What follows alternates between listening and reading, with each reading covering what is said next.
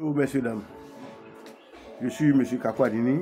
Je suis chargé de vous faire le cours sur l'exploration fonctionnelle dans le cadre de la préparation de votre concours. Notez que ce que nous allons faire ici, c'est juste pour pouvoir vous permettre de faire votre concours. Ce n'est pas le cours approfondi que vous allez voir quand vous serez reçu à votre concours. Et ceci étant, nous allons voir ce que c'est que l'exploration fonctionnelle. Et c'est un ensemble normalement d'examens complémentaires qui vont nous permettre de mesurer l'ensemble de la fonctionnalité des organes. Et il permet d'apprécier la manière dont un organe assure sa fonction. Et nous allons parler des examens pour pouvoir explorer l'appareil respiratoire. Et notez que ces examens vont nous permettre d'évaluer la capacité respiratoire d'une personne, poser un diagnostic en cas de symptômes respiratoires et puis surveiller l'évolution de la maladie. Bien, on fait une exploration fonctionnelle en ORL, en EFR, c'est-à-dire en exploration fonctionnelle respiratoire pour évaluer. Oui, ces examens, nous allons retenir comme premier examen la spirométrie, qui est un test pour mesurer la respiration. Son but est de contrôler la fonction ventilatoire par la mesure des volumes d'air mobilisés par les mouvements respiratoires et les débits ventilatoires. Son rôle, c'est d'assurer directement les échanges de volume d'air dans les poumons. La spirométrie a comme indication, il est indiqué chez toutes les personnes qui vont faire un travail physique dont la voie respiratoire est sollicitée, et les personnes de plus de 40 ans qui ont fumé ou bien qui fument, et puis chez les enfants présentant des signes d'asthme. Après la spirométrie, il y a aussi la plethysmographie, qui est aussi un examen en pneumologie et qui consiste à enregistrer et à évaluer les capacités et les variations de la pression pulmonaire.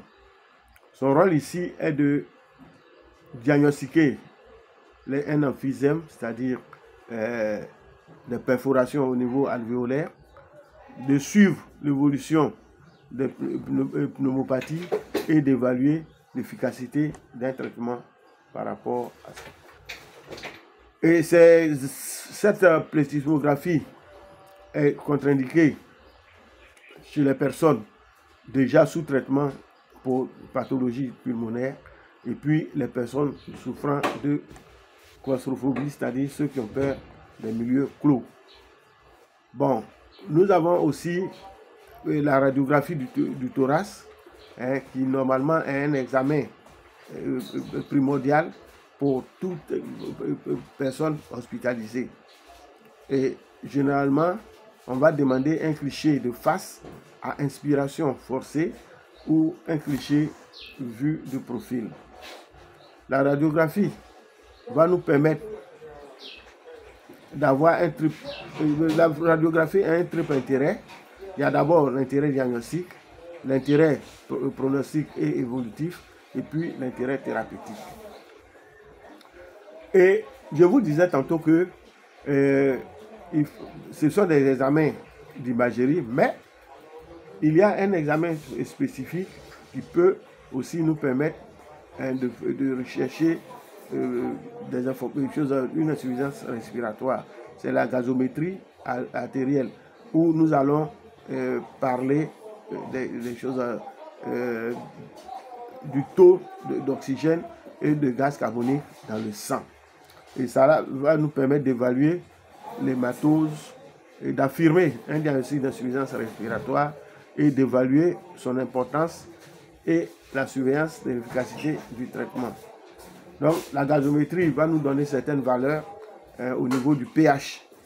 Et le pH normal doit être compris entre 7,38 et 7,42. Si ce pH est inférieur à 7,38, on parle d'acidose, c'est-à-dire que le sang contient beaucoup d'acide. Si ce pH est supérieur à 7,42, on parle d'alcalose, c'est-à-dire que le sang est alcalin, c'est un sang basique. D'accord? Et ça peut nous permettre aussi d'avoir la pression partielle en O2 et la pression partielle en CO2. Et la pression partielle en O2 doit être comprise entre 80 et 100 mm de mercure. Et la PCO2 doit être comprise entre 35 et 45 mm de mercure. Bien. Il faut reconnaître que l'étude de l'oxygène et du gaz carbonique est réalisée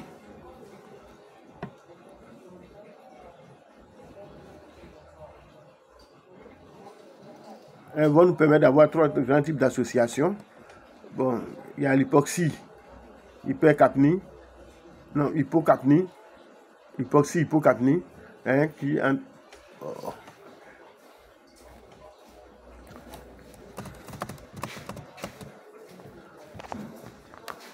Donc, je disais que l'étude de l'oxygène et du gaz carbonique vont réaliser trois grands types d'associations. D'abord, il y a l'hypoxie, hypocapnie, qui entraîne une accélération du rythme respiratoire, faisant baisser la pression partielle du CO2 et un défaut d'oxygénation par épaississement de la membrane alvéolaire.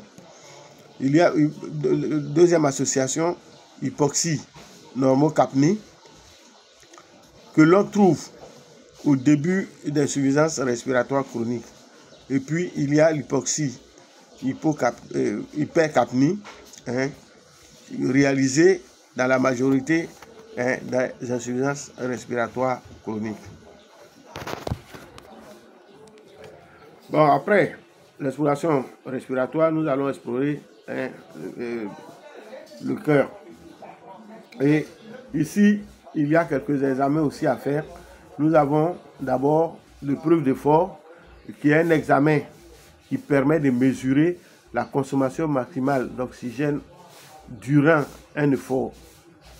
C'est un test qui est mis au point pour aider au diagnostic de la maladie du cœur. Il est indiqué quand le malade vient vous signaler un problème de douleur thoracique et d'HTA grave et puis de troubles du rythme cardiaque grave. Le deuxième examen, c'est l'EEG et l'ECG plutôt. L'ECG qui est un examen qui est très souvent demandé en cardiologie avant toute consultation. Et l'ECG, c'est un enregistrement de l'activité électrique du cœur. Donc l'ECG permet d'enregistrer les activités électriques du cœur. Vous savez que le cœur a un fonctionnement autonome et il y a une électricité qui naît au niveau des parois du cœur et qui permet au cœur de battre sans l'intervention de qui que ce soit. Donc son rôle ici, c'est de détecter les anomalies telles que la fréquence cardiaque au niveau de son rythme ou de la conduction du flux sanguin, des anomalies du volume au niveau de la cavité qui peut être hypertrophiée ou dilatée. Bon, ça peut aussi nous donner des anomalies au niveau du muscle cardiaque, c'est-à-dire le myocarde, qui peut être nécrosé. Autre examen, on a le co-doppler cardiaque, qui est une exploration des vaisseaux sanguins, de leurs parois et de leur flux par une technique d'imagerie médicale qui est non invasive. Bon, son rôle, c'est de permettre d'étudier l'anatomie et le fonctionnement des troncs artériels supra-aortique. Il y a le holter tensionnel, hein, qui est aussi un genre de CG, mais ici, l'enregistrement se fait sur 24 heures et voire même 72 heures. Et il permet, non, ici, on va mettre un dispositif, hein, sur le patient, et le patient va vaguer à ses occupations pendant 24 heures, et à chaque 30 minutes, l'appareil va enregistrer les activités du cœur pendant l'activité quotidienne de l'individu. C'est un examen qui est destiné à mettre en évidence un trouble du rythme cardiaque. Le holter tensionnel est indiqué en cas de douleur thoracique, en cas de palpitation, en cas de difficulté à respirer, en cas de soufflement anormal et en cas d'infarctus du myocarde, et même quand le malade présente une angine de poitrine. Nous allons passer maintenant à l'exploration fonctionnelle en neurologie. Au plan neurologique, il y a des examens à faire et nous allons d'abord voir au niveau central, hein, au niveau du système nerveux central, quels sont les examens qu'on peut faire. Ici, on peut faire l'électroencéphalogramme, hein, au niveau de la tête. Et c'est un enregistrement des phénomènes électriques du cerveau qui va renseigner sur l'activité neurologique de notre cerveau. Et son rôle, il va nous permettre d'orienter un diagnostic ou de suivre les effets d'un traitement, d'étudier certains troubles du sommeil, les malaises, les pertes de connaissance et les épisodes de confusion. Les conditions de réalisation, il faut que le sujet soit au repos physique, mental et allongé, les muscles relâchés, et le sujet doit être au calme émotionnel. L'EEG normal va nous faire intervenir trois types d'ondes. Il y a l'onde, le rythme alpha, hein, c'est-à-dire les ondes régulières groupées en fuseaux. Il y a le rythme bêta, de moindre amplitude et souvent masqué par le rythme alpha. Et puis, nous avons le dernier rythme, le rythme θ, hein, qui apparaît en bouffée d'ondes lentes et fusiformes lors des émotions. Notez que l'EEG est utile dans le bilan des malaises, le diagnostic et le suivi de l'épilepsie, mais aussi en cas de coma encéphalite. Donc, voici.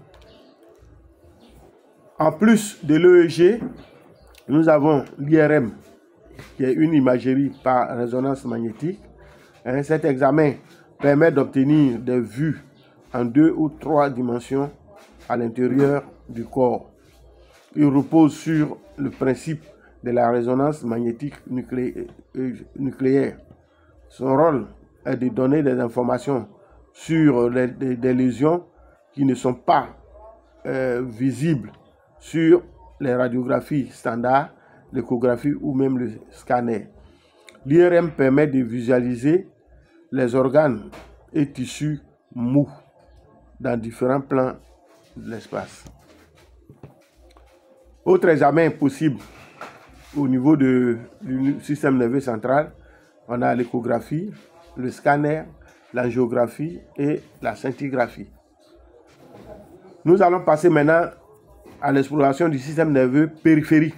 Et l'examen phare au niveau du système nerveux périphérique, c'est l'électroneuromyogramme. L'électroneuromyogramme, hein, abrégé ENG. Il permet d'étudier les nerfs, les muscles et la jonction neuromusculaire. Il évalue le fonctionnement du nerf et des muscles.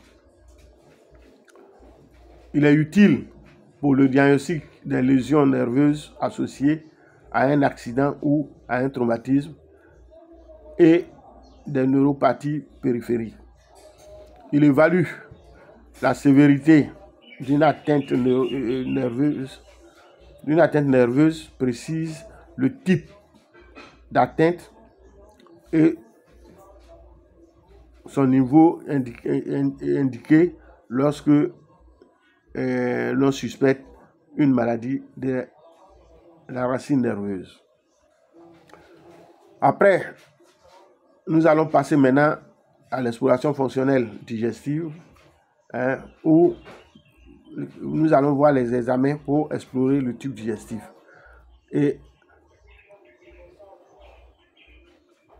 ça renferme plusieurs examens selon la situation haute ou basse de l'organe à explorer. Et son rôle ici, c'est de diagnostiquer les pathologies digestives et traiter ces pathologies. Bon, dans la partie haute, on peut faire la manométrie œsophagienne, qui est une méthode pour enregistrer les phénomènes moteurs au niveau de l'œsophage et qui va associer la contraction et les relaxations qui vont permettre d'étudier le mouvement de déglutition et de préciser les anomalies motrices au niveau du sphincter inférieur et supérieur de l'œsophage. Il y a la pH-métrie œsophagienne qui consiste à enregistrer les variations du pH dans l'œsophage. Normalement, le pH dans l'œsophage doit être un pH basique, neutre, mais il peut arriver que toujours au niveau haut, on peut faire aussi la manométrie haute résonance qui est utilisée pour l'étude de la motricité œsophagienne. On peut aussi faire la gastroscopie qui permet d'explorer le haut appareil digestif, c'est-à-dire l'œsophage, l'estomac et le duodénum. On peut faire cet examen lorsqu'on suspecte un ulcère ou une inflammation au niveau de l'œsophage et de l'estomac. Il y a l'endoscopie digestive haute ou fibroscopie qui va permettre d'observer l'intérieur de l'œsophage, de l'estomac et du duodénum pour réaliser certains gestes, à savoir assurer une coagulation s'il y a des petits saignements, faire une biopsie pour l'analyse et puis retirer une tumeur bénigne ou un corps étranger. Cet examen, c'est au niveau des examens du tube digestif gros, il faut dire qu'il y a des contre-indications. Quand la personne a une insuffisance respiratoire grave, on ne va pas lui faire une fibroscopie. Quand la personne a des troubles du rythme cardiaque graves, on ne va pas le soumettre à une fibroscopie. Ou bien quand l'individu a des troubles de coagulation sanguine sévères. Maintenant, au niveau du tube digestif bas, l'examen à faire, c'est la coloscopie. Cette coloscopie va nous permettre de visualiser l'intérieur du côlon et du rectum. Et cet examen va se faire sous anesthésie générale. Il est indiqué en cas de cancer colorectal. Nous allons voir au niveau de la sphère ORL quels sont les examens qu'on peut faire. On a d'abord le premier examen qui est l'audiogramme, qui désigne un graphique qui est utilisé en audiométrie totale et qui permet de visualiser la capacité auditive d'un sujet. Il permet de connaître le fonctionnement du nerf auditif qui conduit l'information sonore de l'oreille moyenne, sinon de l'oreille interne, jusqu'au niveau du cerveau. L'audiogramme, la lecture de l'audiogramme se fait avec de la manière suivante. Et il va s'exprimer en débit mètre. Hein? Et de 0 à 20 débitmètres, on a une audition normale. De 20 à 40 débitmètres, on a une perte auditive légère. Et de 40 à 70, on a une perte auditive moyenne. De 70 à 80, la perte auditive devient sévère. Et au-delà de 90 débitmètres, la perte est profonde et la personne peut avoir une surdité. Autre examen à faire en ORL, on a les tests auto-neurologiques pour diagnostiquer les vertiges. On a la vidéo nystagmographie qui permet d'explorer et de préciser la fonction vestibulaire, c'est-à-dire les mouvements non contrôlés des yeux.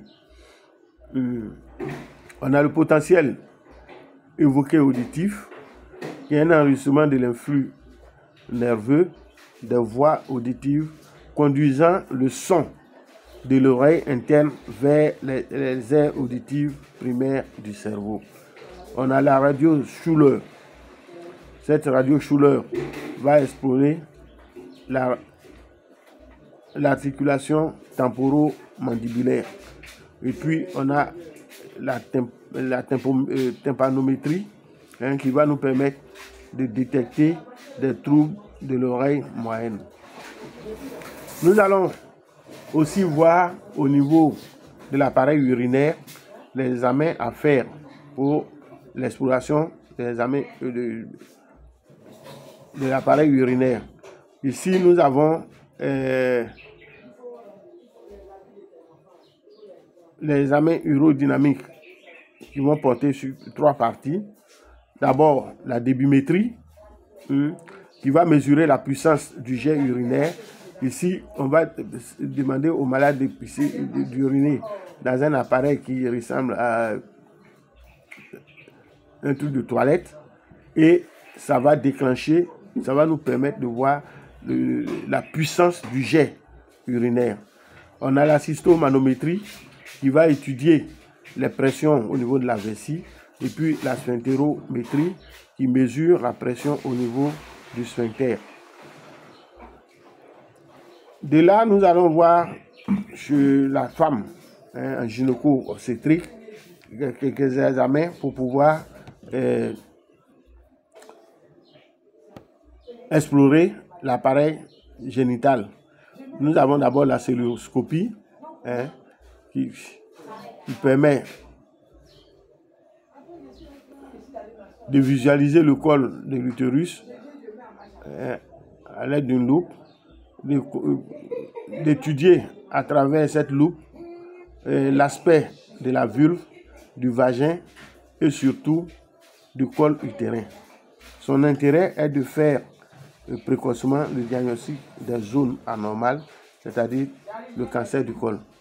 Et cette cœlioscopie est indiquée en cas de grossesse extra-utérine, en cas de salpingite, de douleurs abdominales aiguës, de douleurs chroniques, pour faire un bilan d'une stérilité et faire une fécondation in vitro. Après, nous avons l'hystéroscopie. Et cette hystéroscopie, c'est une endoscopie qui permet une vision directe de la cavité utérine. Elle est indiquée sous 2 ordres. Il y a l'ordre diagnostique avec la recherche d'une lésion suspecte du cancer de l'endomètre. Il y a une évaluation de la forme de la cavité utérine et puis la recherche des synéchies, c'est-à-dire le collement des parois. Il y a d'autres thérapeutiques d'instruction des synéchies, ablation des stérilés dont le fil est ascensionné dans la cavité. Évacuation dirigée des résidus de curettage et puis résection d'une cloison, voire ablation de fibrome pédiculé. On a la photoscopie. Ici, il s'agit d'introduire par voie transabdominale un trocar capable de contenir une optique en lumière froide et une aiguille. Bon, il va nous permettre d'observer le fœtus et d'effectuer plusieurs types de prélèvements. Bon, il est indiqué ces indications, c'est-à-dire cet examen doit se faire entre la 19e et la 22e semaine d'aménorrhée. Et ça, il est demandé pour visualiser directement le fœtus, pour faire des biopsies de peau au niveau du fœtus et puis de faire des prélèvements sanguins fœtals.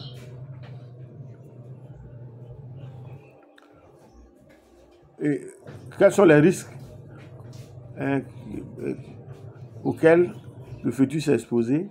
Il y a les accidents graves qui sont possibles et la maman, il peut avoir arrêt cardiaque, il peut avoir mort par arrêt cardiaque, il peut avoir traumatisme d'un gros vaisseau, il peut avoir perforation intestinale, il peut avoir des éléments.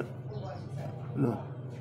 Et en cela, il faut avoir des éléments de surveillance. Et ces éléments de surveillance sont le pouls, la tension artérielle, la pâleur, le transit digestif et puis l'absence d'apparition des signes de péritoine, sinon de péritonite. Il y a l'amnioscopie qui se fait pour voir l'état du liquide amniotique.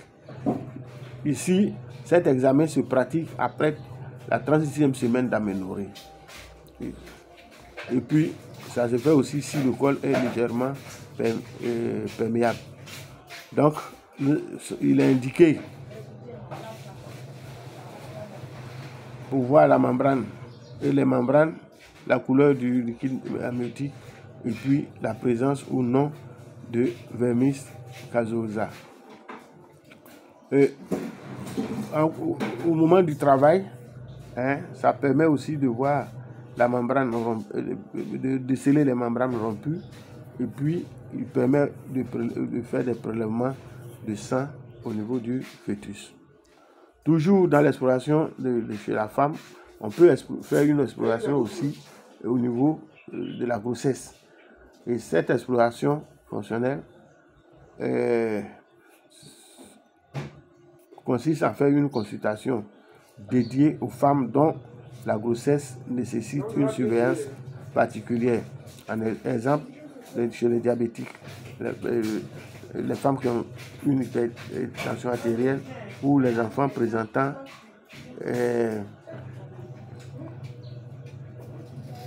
une petite un poids, les enfants pressentis petits pour l'âge gestationnel. Et en cela, l'examen à faire, c'est le monitoring. Et ce monitoring permet d'évaluer la viabilité du fœtus et la présence ou l'absence de contraction utérine. Il permet aussi de déterminer à partir de la 22e semaine de grossesse une menace d'accouchement prématuré. Quels sont les examens obligatoires de la grossesse? Il faut retenir qu'il y a 7 examens prénataux à faire. Le premier examen prénatal qui se fait au premier trimestre de la grossesse, il nécessite une échographie qui va donner la date du début de la grossesse, c'est-à-dire la présence effective d'une grossesse. Bon, il y a l'examen prénatal 2 qui se fait au 4e mois de la grossesse. C'est un examen qui va nous permettre de dépister la trisomie 21. Il y a l'examen prénatal 3 qui se fait au 5e mois de grossesse. Et à cela, on va faire notre deuxième échographie qui va permettre de connaître le sexe de l'enfant. L'examen prénatal numéro 4 se fait au 6e mois de grossesse et permet de vérifier s'il n'y a pas de position et de positivité à l'hépatite B. L'examen prénatal 5 se fait au 7e mois de grossesse pour vérifier la bonne évolution de la grossesse et préparer l'accouchement. L'examen 6 se fait au 8e mois de grossesse et à ce 8e mois-là, on va demander la dernière échographie qui va vérifier la croissance du bébé ainsi que son positionnement afin de préparer l'accouchement. Et le dernier examen prénatal, qui va se faire au 9e mois de grossesse, vérifie la position de l'enfant et conditionne le mode d'accouchement. Si l'enfant a une position anormale, il faut prévoir déjà la césarienne pour la maman. Exploration fonctionnelle ophtalmique en ophtalmologie, c'est-à-dire au niveau de l'œil, on peut faire certains examens. Et le premier examen, c'est la barométrie oculaire. C'est un examen qui va nous permettre de voir la qualité et de qualifier et de quantifier les aberrations optiques, c'est-à-dire la déviation des yeux. Et ces aberrations sont de deux ordres.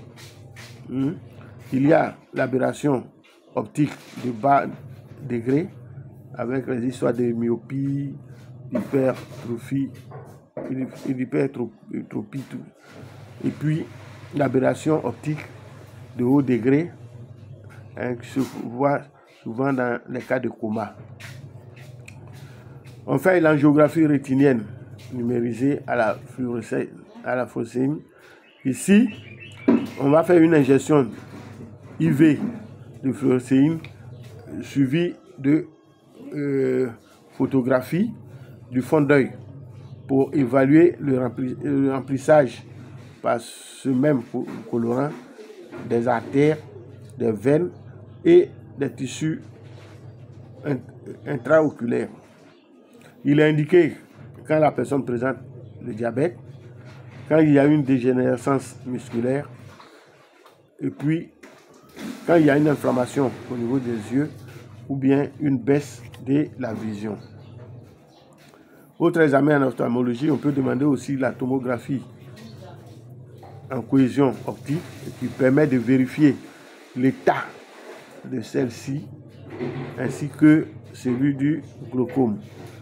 On peut faire le champ visuel automatisé qui permet de réaliser la surveillance du glaucome. On peut faire la pachymétrie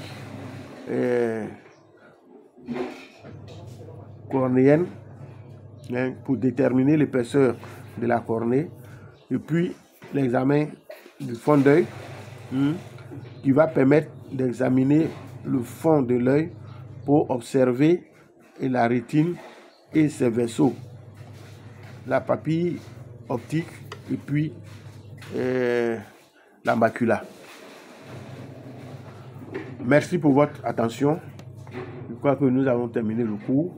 Et nous allons prochainement passer à des exercices pratiques pour que nous ayons plus de compréhension. Je vous remercie.